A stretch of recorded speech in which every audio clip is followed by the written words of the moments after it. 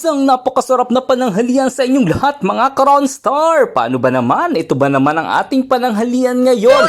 Isang simple pero napakasarap na meron tayong mainit-init na kanin sa ating plato. Pagkatapos sasamahan natin yan ng isang napakamasarasang sardinas kung saan ito yung ating kinalakihan. At talaga namang ipinagmamalaki natin. Yan talaga ina-enjoy natin simula pagkabata. Sabay pipigaan mo ng kalamansi. Suwabe, solve na ang ating pananghalian.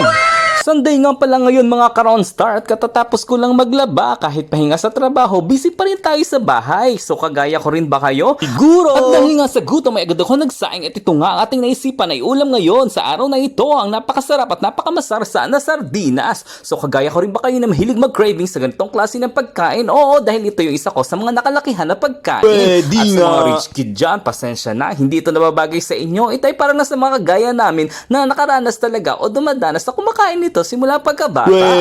Isang nga sa sekretong malupit para ito ay mas maging masarap ay ito yung patakan natin o lagyan natin siya ng katas ng kalamansi.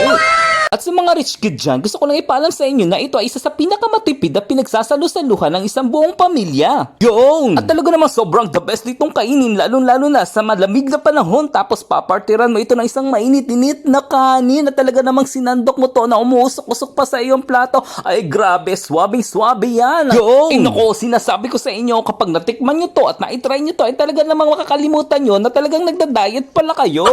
Yun lang, siguraduhin yung hindi masusunog ang inyong sinaing para naman masarap siyang partnera ng napakamasarsa na sardines. Tapos ayan pagkatapos nating pigaan ng kalamansi, konting halo-halo lang at pwede na natin yung sandokin at ilagay sa ibabaw ng ating kanin at ito nga, ready na tayo para ito ay lantakan na kainin. At sa mga kagaya ko nga na lumaki sa hirap ay sinasabi ko sa inyo ay the best talaga yan kapag tayo ay nagkamay kapag yan ating nilantakan. Kahit na nga nasa gitna ka ng init ng panahon ay talaga naman kapag gutom na gutom ka ay talaga mag-i-enjoy ka sa paglapang. At sinasabi ko nga sa inyo kahit ito ang ulam ko sa agahan, pananghalian, hapunan at kahit sa merienda, ito pa rin ang aking uupakan. Naku, walang problema kapag ito ang inihain ninyo sa akin. Yun! Paano ba naman? Ito yung tinuro sa akin ni Teacher Robilin nung ako ay lumaki sa farm. Ito raw yung masarap na kainin. Ay hindi ko na nga maalala yung masasarap na aming inulam. Talagang itong sardinas talaga ang hindi ko makalimutan. At ang itinuro nga sa akin ni Teacher Robilin ay dahil nga daw sa farm ako lumaki ay wala daw akong karapatan na maginarte. Pero sa totoo lang mga ka-Ronstar, tamaan na yung matatamaan. Kung sino pa yung sa sardinas lumaki, sila pa yung ubod ng arte. Aray, yan tayo siya mga ka-Ronstar. At dahil nga malapit na ang tagulan, alam ko naman na nakikrave na rin kayo sa sardinas. Tara, enjoy natin. Kain muna ako. So thank you so much for watching and see you again on my next video.